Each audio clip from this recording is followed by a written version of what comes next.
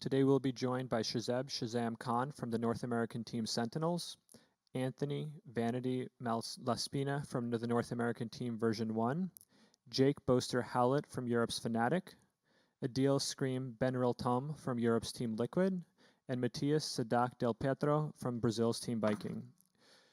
Questions for the players were collected during the previous weeks from journalists from around the world. Let's begin with a question for ScreaM. ScreaM, this question comes from Stephen Copley of Juke.gg.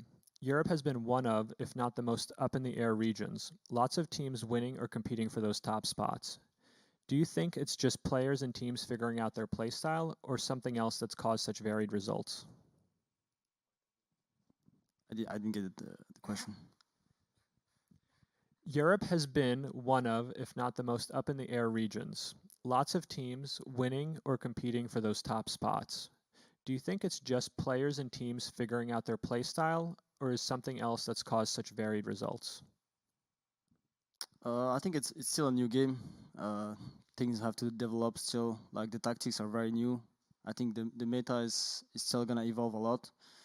I think right now, like every team is in this position where, like, as I said, this is the beginning of the game. Like no one is really good right now. Like in my opinion, no one is really good right now to dominate the whole scene. So anyone can win this tournament, like, and anyone could qualify as well. So, thank you. This next question is from ShahZaM. For ShahZaM, it's coming from Stephen Cropley of Juke.gg. Prior to heading to Iceland, many players had been asked if they'd been studying other regions, and the vast majority said no. How much time since then has been spent focusing on those teams now? Yeah, I mean, while we're playing like within our region, there wasn't a whole lot of time to like really take note of other teams. Like we would watch the matches, but there's really no point until we're gonna compete against them to prepare to play against these styles. But thankfully, like we finally had like a down period from like constant games to actually take a look at all the different regions and come up with ways to play around them. I feel like this game sometimes feels like inconsistent. Like, you know, people are different winning against different matchups because it's really all about how like play styles match up, and you just have to like adapt and reinvent yourself depending on the team you're playing. So that's like all the preparation for a tournament like this. Thank you. This next question is for Vanity from Ryan Horton of Ryan Central. There's a lot of preconceived notions on how each region plays, like EU is much more structured, Brazil will be super aggressive. From scrimming and interacting with the other regions, how would you describe the other regions' playstyles?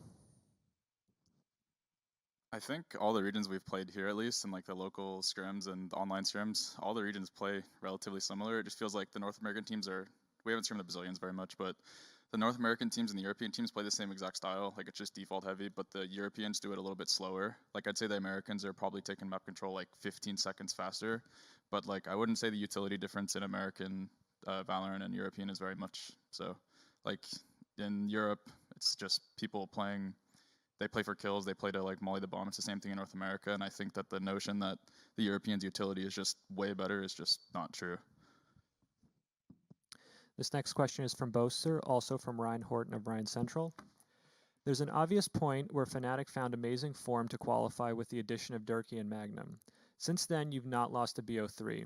What would you say to those that think this great run you're on is just a honeymoon period after Durkee and Magnum came in? First of all, thank you for the question. What do I think about Durkee and Magnum and it's a honeymoon period?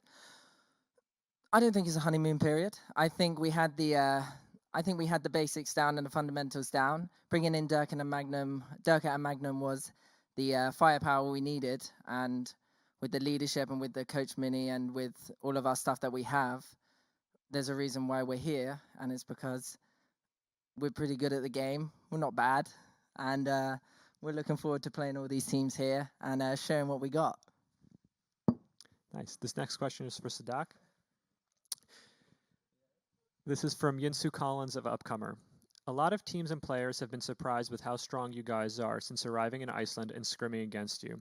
Are there any teams or players that surprised you and you feel will be your biggest threat in the tournament? I think every team has its strength, right? We try to play our game. Every player in every team is really strong, even stronger than they appear in video, right? So yeah, I think that everyone is playing really well. We were kind of surprised about the slow play they have here. We are used to a more aggressive playstyle, right? Just rounds in 10 seconds, 15 seconds. Uh, and now in Europe, just like 30 seconds, right? Yeah, that's really interesting. Thank you. This next question is for Vanity from Jessica Scharnagel of Nerd Street Gamers. How do you think playing on LAN will affect player performance in the tournament? I think given a lot of, even if a lot of these players have played online before, I think just given the stage it's on, it's the first international event for Valorant, there's going to be nerves across the board. It doesn't matter who you are, it doesn't matter how high of a level you competed on. Yeah, the people that have competed at a higher level probably will have more of an advantage at first, or later on in the tournament, but I think in the beginning everyone's just going to have like the beginning of the nerves, but I don't think it'll affect the level of play very much. This next question is for Boaster from Yinsu Collins of Upcomer. We've seen such a dramatic shift into the Viper and Astra meta, and we'll expect all of the teams to showcase what they've been working on. However, you're one of the teams that have stuck with Brimstone on Bind despite Astra being introduced. Why is this? What are the strengths and weaknesses of both agents on Bind? First of all, thank you for the question. The reason why we're sticking with Brimstone, I'd say, is because I saw that people were saying like, why is I don't get why EU is playing Astra not playing Astra so much. But I think the reason why we stick with Brimstone is because, firstly, I love playing Brimstone. It's kind of fun, and I guess that kind of helps with the overall. Because I'm the IGL, I come up with the strats, whatnot. So that kind of overall improves our T side and whatnot. Astra, yeah, she's pretty good. I mean, you got the cross map, you got all that, like, stars and whatnot. But I don't think she's needed. I think Astra is, I think her ulti is just useless. Like, I don't see it being very good whatsoever. So why rock an Astra? Like with you got the sucks, but like, man's already past the sucks by the time that you're using them. You know what I'm saying? Like, that's why we use Brimstone. I think he's cooler. His smokes are better. I like him. Marley, That's it. Nice. This next question is for ScreaM. What is the biggest weakness in North America's approach to Valorant? And this question is from Andy Williams of Deserto. It's a tough one. I think as Vanity said, like Europe and America have kind of the game style, but I do think Europe is a bit better. Like I think obviously the Sentinels have like amazing players individually, but I feel like what they do is very predictable compared to Europe, and I think that's gonna be the biggest difference between these two regions. Can I respond to that? The team you saw in Masters 1 and the team you saw in regional finals is a different team from the team you'll see here. So You'll do nothing. This next question is for Saadhak from Josh Wilkinson of PlatChat. Which top teams do you think you match up the best against? We match up against. Which teams do you match up the best against? I mean, we haven't played against every team here because they don't want to scream us, most of them. So it's a tough question to answer. But yeah, that's my answer. Thank you. This next question is for Boaster. It comes from Josh Wilkinson of PlatChat. Your players are fairly inexperienced in huge events like this. How are you making sure that your guys perform at their best at LAN? First of all, thank you for the question. How do I think they're going to perform at LAN? Yeah, I have no worries about how the players are going to perform at LAN. I think we've come this far, and I think it's just a matter of just enjoying the whole moment. Like, it doesn't matter win or lose. Like, we're at Riot's first ever international event. We're here to enjoy it. We're here to have fun. We're here to, like, we get to see all these other teams as well, which is, like, really cool because, like, some big names next to me right now, and I'm just sitting here chilling, like, loving life. But yeah, I'd say, yeah, doesn't matter. Like, whatever happens. We deal with it. But we're coming into this game. We've been practicing quite hard. Hopefully we're consistent, and we're gonna go on that stage and just try to give the best that we can do, and that's all we can. Yeah, that's it, man. Thank you. This next question is for ScreaM. It comes from Andy Williams of Deserto. Do you think teams that have played on land to reach Reykjavík have an advantage coming into Stage 2 Masters? But I think teams that play on LAN. That have experience playing on land? Yeah, I do think so. I do think players that have like a big career, like on CS, for example, that have been playing a lot of events, have a good advantage on LAN. Obviously, because they have the experience. That's it. And the new player gonna be under pressure. He's gonna, as Vanity said as well, it's gonna be the first event, Valorant biggest event. So I don't know, like I'm kind of nervous as well, but I know I have the experience and I'm gonna back it up and I'm gonna make my team comfortable. This next I never thought I'd hear ScreaM say he's nervous. That's it, man. This next question is for ShahZaM. It comes from Yinsu Collins of Upcomer. NA hasn't seen much success in esports on the international stage as of late, meaning a lot of their fans and analysts are seeing you guys as one of their biggest hopes and are expecting you to win Masters too. Do you feel that pressure, and do you think you guys could be the poster boys for NA success this time around? We definitely feel the pressure, I guess. If there's any team to represent NA, it's probably us. We've been probably the most consistent over the last year. But that's kind of been the story going into like a lot of these tournaments for us, that we were probably the favorites to win the tournaments, and I think we still produced results. So like I feel really comfortable with the level we're at, with the stuff we've prepared.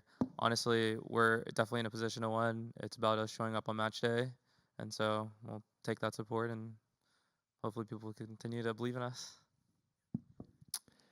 This next question is for Vanity. It comes from Jessica Scharnagel of Nerd Street Gamers. What were some of the biggest changes you made in preparing for this competition compared to your regional tournaments? I mean, we have a stand-in, so obviously our preparation is going to be a little different. You have to kind of try to get the player acclimated.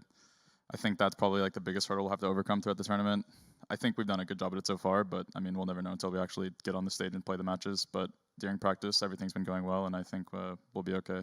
Our prep hasn't really changed much. I'll watch some VODs here and there, but I don't think the VODs that we're going to watch of these teams from 2 months ago or whenever the regional finals was is going to have very much impact on how the teams are going to play going into this tournament, because most of the teams are going to have a lot of things change about their game style.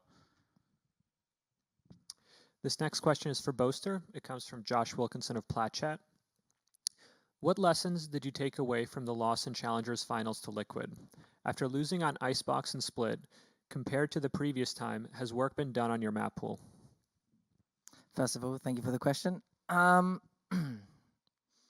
say, yeah, I mean, people comment on our map pool quite a lot and saying it's like not that strong. I'd say, yeah, we've had little bit of inconsistencies here and there. Yeah, we shouldn't have lost to Liquid on Icebox, but they read us quite well and they did really well, like going in with the entries and kind of, I was going to say big D in it, but like I'll do that instead. Yeah, I think, yeah, we've brushed up. We've had 2 weeks now, which 2 weeks isn't long, like, or 3 weeks, I'm not sure, but it kind of is flown by. But I'd say we've brushed up on pretty much everything now, and like we're looking forward to playing Liquid again if we get the opportunity. That is if they don't meet Vikings first. See ya. And yeah, I'd say I joke. I think you're gonna meet them first, I think. Oh damn. Yeah, I'd say I've lost my train of thought, but hopefully I've answered it pretty well. Thanks. This next question is for Saadhak. How would you describe your playstyle, and how does that differ from other major regions such as NA and EU? I think our playstyle is really good against aggressive teams, right? And now we're transitioning to play really well against slow teams. So one of our strengths is the adaptability we have. So yeah, it's actually really surprising how teams play here. Like it's really, really different, and we are learning from them. Yeah. This next question comes from Josh Wilkinson of Platchat. It's for ScreaM. After EC1S left the team, what was the process of finding a new in-game leader? Can you describe how the calling works on Liquid now with Soulcast and yourself? Yeah, we have had problems with Eccles with Liquid. because like he was taking over the calls a lot. But I think in Valorant, like we need 5 brains to work. We need consistently like thinking solutions all the time. Obviously, we don't have a set in-game leader, but I try bringing my experience. I have a good vision of the game as well. Sulkas is doing kind of the same as well. So we have a good mix of like just working, adapting to the game, and obviously we have amazing strats as well to mix it up. But as I said, we don't have in-game leader, but we don't need it. We just have like 5 amazing aimers, 5 amazing players. We have one of the best operator in the game right now, I think. So yeah, I think we are really ready for it. This next question is for ShahZaM. It also comes from Josh from PlatChat. As one of the most respected in-game leaders in the game, what's your feeling on how easy counter strats are going to be in the opening rounds? Do you expect teams to run brand new compositions, strategies, and set plays? Yeah, I think there's gonna be teams changing up their comps a lot from when they last played, as well as everything they're doing. I highly doubt any team is gonna come into this tournament doing the same stuff they did in the regional finals or the qualifiers, because that would make absolutely no sense. So I feel like this is just gonna be a test of matchups and who brings their best game and who can adapt and adjust mid game in these opening matchups for sure, more so than like preparation and counter stratting. You know, teams will do their homework and players will have their tendencies, but I expect teams to reinvent themselves. This next question is for Vanity. It comes from Ryan Horton of Ryan Central. Obviously, being a lot of talks on scrimbucks and expected performances based off those results alone. From playing, interacting with the other teams, which team has exceeded your expectations the most? I'm assuming you've been exceeded, right? Exceeded, yes. I don't think we've been completely blown away by any of the teams we've scrimmed online here. We haven't scrimmed like any of like I think the best team we've scrimmed is Vikings. I think they're the best team we've practiced against so far, but we haven't scrimmed against Sentinels, Fnatic, or Liquid. So I mean, none of them have really blown us away, but I think Vikings is definitely the best team we've practiced against, and they'll probably do really well throughout the tournament. This next question is for Boaster. It comes from Yinsu Collins of Upcomer. Some of the teams outside your regions have confessed to being inspired by your strats and compositions. How difficult is it to anti-strat your own stuff, knowing that you'll inevitably have to play into teams that will use your own strats against you? First of all, thank you for the question. Yeah, I think in terms of some maps, I guess our comps have inspired other teams to run similar ones or slight variants. I think in terms of Valorant, we've been quite creative in that kind of aspect. In terms of how I would go about anti-stratting those that have the same comps or the same play styles as us, well, I know the weaknesses of our comp, and I know the weaknesses of certain agents and whatnot. Well, I don't know all the weaknesses. I'm not that great. But one day, maybe. That'd be quite nice. No, I'd say, yeah, we're going to play our own game, and if I see any reads or if I feel it out the map and whatnot, and yeah, I'm watch some VODs, you know. Yeah, sorry, I've screwed that one up. Yeah, it was good start. This next question is going to be for ScreaM. From Josh Wilkinson of PlatChat. What do you see as Liquid's biggest competition on your side of the bracket? I don't even know who we play. We're just gonna destroy everybody. This next question is for Vanity. It comes from Josh from PlatChat as well. How does Jammies differ from Whippy? I think Whippy is a more aggressive lurker than what we have in Jammies. I think Jammies is more of a passive type player, which I think kind of hinders us a little bit because we were not reliant, but I think Whippy created a lot of space and gave us a lot of information on the weaker sides of the map typically. But I do think that Jammies is really strong on defense, and I think that's something that'll benefit us throughout this. I think they're both really strong on defense, but I think Jammies is a lot better at holding sites, like on the agent he's playing currently. This question is for ShahZaM. It comes from Jingyu Yang of Valorant Spike in China. What are the differences when you play on the EU server, like the playstyle and people's communications? Is this talking about like scrimmages or either scrimmages or online play? EU playstyle is definitely really slow. I mean, NA teams default like that, but I think EU teams are really slow as well. Maybe, I mean, even slower. So sometimes we just need to have like patience with our team to not like feed into them waiting for us. Um, and then ranked, it's I guess ranked. I don't know. My experiences with ranked is like people are kind of just doing their own thing. I'm sure like people aren't comfortable speaking English constantly, so that might contribute. In NA ranked, it's like a lot of people talking all the time, and I mean people do their own stuff, but sometimes people try to work together. But yeah, I guess that would be the biggest difference. This next question is for Saadhak. It comes from Wesley Pereira of the Clutch Esports in Brazil. How is the mood on the Vikings squad for their Masters debut? Uh, I mean, what's our mood when we play the first game? How What's it's the gonna mood be? on the team right now heading into the event and in the practice sessions? Oh, I see. We're chilling, right? We're just really relaxed. We know it's not gonna be a easy match, but yeah, we're feeling it. We know our strengths, we know our weaknesses. We are studying the other team, so yeah, we're feeling pretty good. This next question is from ScreaM. It comes from Lawrence Phillips of Esports GG in the UK. Following Stage 2 Challengers 1, Team Liquid has been exponentially improving. What changes were made to allow for this quick turnaround and produce results straight away? Well, when we got jumpy, we went into the first qualifier instantly without any practice. So we had to find ourselves. But just after that qualifier, like everything went like smooth. Like we just feeling ourselves. Like as I said, Jump is one of the best upper, if not the best. So it helps us a lot. We are feeling it. Like we're feeling comfortable with him. So everything's fine. This next question is for ShahZaM. It also comes from Lawrence Phillips of esports.gg. FaZe Zachary mentioned after your grand finals and Stage 1 Masters that Sentinels intel gathering is better than any other team.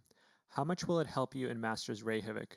What would you do to attribute this? What would you attribute the straight in your team to?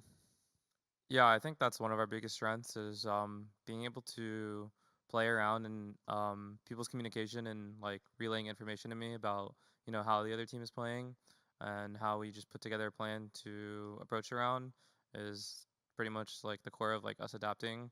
Is I feel like we're really good at playing for intel while not giving up any kills, as well as info starving the other team if we need to, and then making a play off of that.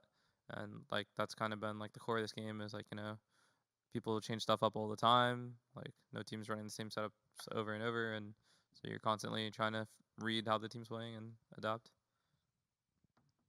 This next question is for Saadhak. It comes from Victor Hugo Barbosa from Mais Esports. Team Vikings will debut in Masters Reykjavík against X10 Esports. What are your expectations? I think we are going to win, of course. As I said before, it's not going to be an easy match, but we are really trusting ourselves in this one. So it should be 2-0 from our end, but we don't know. Could be anything. This next question is for ShahZaM. It comes from Aaron Alford of Invent Global in the United States. Can we expect the same level of aggression that we have witnessed from your team so far, or are there some surprises up your sleeves for this tournament? I guess yeah. Like we made it a point that we're gonna change things up obviously from before, but we don't want to lose like our team's identity as well. Like we want to play our style and see how it matches up against these teams. And despite the small changes here and there, it's been pretty well in prac. So you'll definitely see the same mix of Sentinels aggression as well as slow play. This next question is for ScreaM, comes from Josh from PlatChat. Your team had a unique view on the smokes meta, running Brimstone on maps like Haven and Split where almost nobody else does. Do you think that the other teams are wrong for focusing on Astra so much? I think Astra is definitely overrated. I think it's good, but it's not that good as people say. And I think we are really good with Brimstone. We know how to use it. Brimstone is a really good agent as well, if you know how to use it. So we don't need Astra for now. And I think Astra it needs some time to get used to this agent as well. and we just didn't feel playing this agent. Like no one in our team felt playing this agent, so we just kept playing Brimstone, Omen. You know, very basic, but it's working good.